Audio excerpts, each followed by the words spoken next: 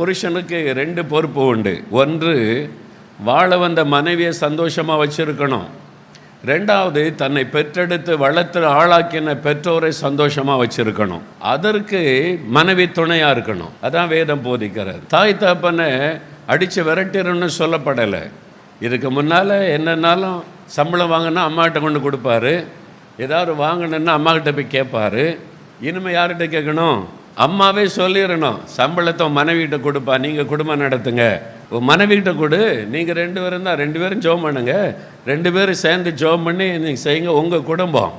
நாங்கள் உங்களுக்காக ஜெபிக்கிறோம், ஏதாவது ஆலோசனை வேணால் கேளுங்க, மற்றபடி நீங்கள் தீர்மானம் எடுங்க, நீங்கள் முடிவெடுங்க. ஏதாவது செய்யணுமானா ஆண்டவர்கிட்ட போங்க, அவர் தானே உங்களுக்கு கல்யாணம் பண்ணி வச்சார், அவர்கிட்ட போய் கேளுங்க, நாங்கள் என்ன செய்யணும், எப்படி செய்யணும் ஆண்டவர், நாங்கள் உங்களுக்கு ஹெல்ப் பண்ணுறோம். அவ்வளோதான். அதான் பெற்றோருடைய ஒழுங்கு. ஒரு டிஸ்டன்ஸ் கீப் அப் பண்ணி கொள்ளணும்.